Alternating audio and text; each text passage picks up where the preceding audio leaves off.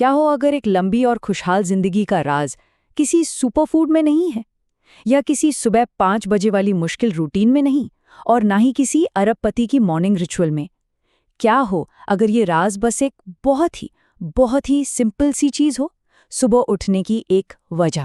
Japan में इसी चीज को इकिगाई कहते हैं। इसका मतलब है होने की एक वजह या सुबह जागने का एक कारण। चलिए आज इस कमाल के आइडिया को थोड़ा और समझते हैं। और हाँ, ये कोई फॉलो योर पैशन वाली फिल्मी सलाह नहीं होने वाली है।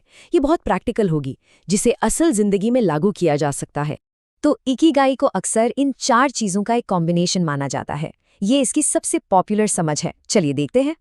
वो काम जो आपको पसंद है, वो जिसमें आप अच्छे हैं, जिसकी दुनिया को जरूरत भी है और जिसके लिए आपको पैसे मिल सकते हैं। ये वाला वेन डायग्राम तो शायद कई लोगों ने देखा भी होगा, लेकिन इसमें एक बहुत जरूरी बात है जो अक्सर लोग मिस कर जाते हैं, और वही इसका असली मतलब है। इकिगाई सिर्फ पैसे या करियर के बारे में नहीं है। देखिए, आज की दुनिया में हम पर अपने पैशन को प्रोफेशन बनाने का इतना जबरदस्त प्रेशर है, लेकिन इकिगाई इससे कहीं ज्यादा गहरी चीज है। किसी का इकिगाई उसका परिवार हो सकता है, कोई क्राफ्ट हो सकता है, गार्डनिंग हो सकती है, या बस दूसरों की मदद करना हो सकता है। ये कोई बड़ी खोज नहीं है, ये ज्यादातर एक छोटी रोज की प्रैक्टिस है। कभी कभी तो किसी का इकिगाई बस इतना सा होता है, आज मैं बस एक छोटी सी चीज को बेहतर करूंगा। और सच कहूं तो आज के बर्नआउट कल्चर में ये सोच बहुत बहुत पावरफुल है। अच्छा, इस आइडिया को रियल लाइफ में देखने के लिए चलिए ओकिनावा चलते हैं। ये जापान का एक ऐसा एरिया है जहां लोग दुनिया में सबसे लंबी और सबसे हेल्दी जिंदगी जीते हैं। लेकिन यहाँ पॉइंट सिर्फ लंबी जिंदगी का नहीं है, बल्कि एक अच्छी जिंदगी का है। देखते हैं कि यहाँ के लोग आखिर जीते कैसे हैं। वो लोग एक्टिव रहते हैं, लेकिन जिम जाने का कोई जुनून नहीं है। वो सादा खाते हैं, पर डाइट के नाम पर खुद को टॉर्चर नहीं करते। उनके सोशल सर्कल मतलब रिश्ते नाते बहुत मजबूत होते हैं, और सबसे बड़ी बात, वो दिमागी तौर पर कभी रिटायर नहीं होते। मतलब उम्र बढ़ने के बाद भी उनकी लाइफ में कोई ना कोई रोल होता है, एक रूटीन होती है, और आज कुछ करना है, इसकी एक वजह होती है। तो चलिए ओकिनावा के लाइफस्टाइल से निकले इकिगाई के 4 मेन प्रैक्टिकल सबकों को समझते हैं। पहला सबक, हमेशा हिलते डुलते रहो, लेकिन एकदम नेचुरल तरीके से। हम अक्सर क्या सोचते हैं, दिन भर बैठे रहेंगे, फिर 1 घंटा जिम में खूब मेहनत कर लेंगे और हो गया हेल्थ का काम। लेकिन इकिगाई का तरीका बिल्कुल अलग है।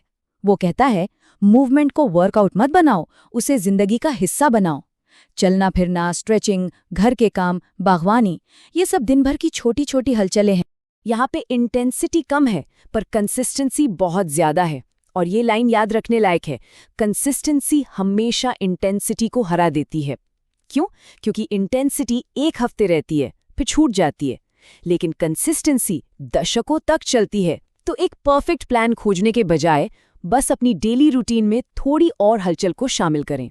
दूसरा सबक है, खाने को जुनून नहीं, एक तरह की जागरूकता बनाओ। जापानी कल्चर में एक कॉन्सेप्ट है हारा हाचीबू, जिसका मतलब है पेट भरने से ठीक पहले रुक जाओ। मतलब ठूस ठूस कर मत खाओ। जब लगे कि पेट लगभग 80% भर गया है, बस रुक जाओ। ये डाइटिंग का कोई सख्त नियम नहीं है, ये बस एक अवेयरनेस है। ज्यादा खाने से सिर्फ वजन नहीं बढ़ता, हमारी एनर्जी कम होती है, नींद खराब होती है, और दिमाग भारी भारी सा लगता है। तीसरा सबक, रिश्ते कोई ऑप्शनल चीज नहीं है। ओकिनावा में लोगों के सोशल सर्कल बहुत मजबूत होते हैं।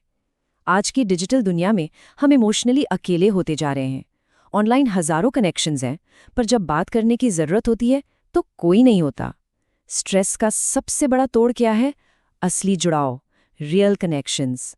इसलिए अगर जिंदगी भारी लग रही है तो सिर्फ काम को ठीक करने के बजाय पहले अपने रिश्तों को ठीक करें। और अब चौथा और सबसे दिलचस्प सबक, फ्लो की अवस्था में रहना। फ्लो का मतलब है वो स्टेट जिसमें आप किसी काम में इतने ज्यादा डूब जाते हैं कि समय का पता ही नहीं चलता। जैसे कोडिंग करते हुए, लिखते हुए, कोई डिजाइन बनाते हुए, या कोई खेल खेलते हुए।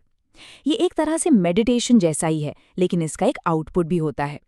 ये वो पल है जब आपका दिमाग पूरी तरह से बस अभी इसी पल में होता है। हम अक्सर मोटिवेशन का इंतजार करते हैं। फ्लो का कॉन्सेप्ट कहता है, काम शुरू करो, मोटिवेशन अपने आप आ जाएगा। एक बार आप फ्लो में आ जाते हैं तो ज्यादा सोचना, शक करना और चिंता करना, ये सब अपने आप कम हो जाता है।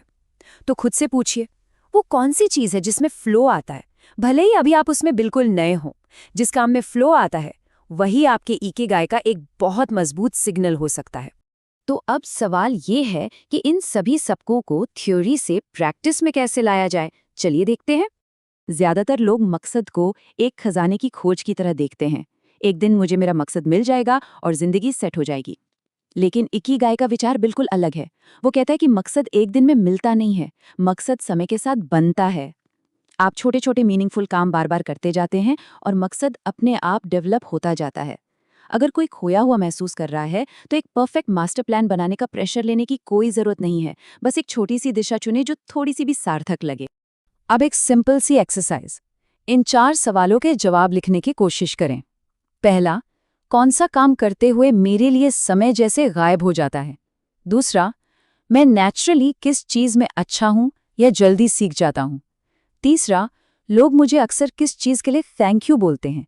और चौथा, दुनिया में कौन सी ऐसी प्रॉब्लम्स हैं जो मेरे लिए सच में मायने रखती हैं। अब इनमें एक पैटर्न देखिए। इस एक्सरसाइज का मकसद कोई ड्रीम जॉब खोजना नहीं है, बल्कि उन सिग्नल्स को पकड़ना है जो आपको एक दिशा दिखा सकते हैं। इकिगाई का एक और बहुत गहरा मैसेज है। जिंदगी सिर्फ बड़ी जीतों के लिए नहीं होती, ये रोज की छोटी छोटी खुशियों और मन की शांति को वैल्यू देने के बारे में है। रोज की छोटी छोटी खुशियां बहुत मायने रखती हैं।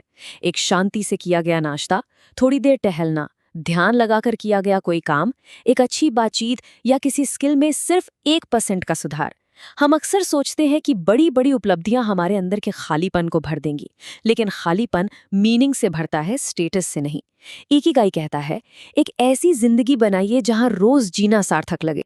इकिगाई के आसपास एक थीम बार बार आती है, धीमे चलो, तनाव कम करो। इसका मतलब आलसी बनना नहीं है। इसका मतलब है कि अपने दिमाग को लगातार एक लड़ाई के मोड में मत रखो। तुलना करना, इनसिक्योरिटी, मैं पीछे हूं, मैं काफी नहीं हूं, ये सब स्ट्रेस है। इकिगाई का गोल है एक्टिव रहो, जुड़े रहो, पर्पसफुल रहो, लेकिन मन को शांत रखो। एक शांत मन कमजोर नहीं होता, एक शांत मन पावरफुल होता है। तो अब सवाल ये है कि शुरुआत कहाँ से करें? हमारा पहला कदम क्या हो? याद रखिए, एक अच्छी जिंदगी अचानक किसी बड़ी सफलता से नहीं बनती। वो छोटी आदतों, सार्थक काम और एक शांत कंसिस्टेंसी से बनती है। आपका मकसद कहीं दूर छिपा हुआ नहीं है, वो आपके रोज के कामों से ही बनेगा। तो आज का वो 15 मिनट का इकिगाई बीज क्या होगा?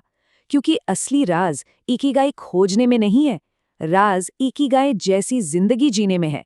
और इसकी शुरुआत आज, अभी, एक छोटे से कदम से ही होती है।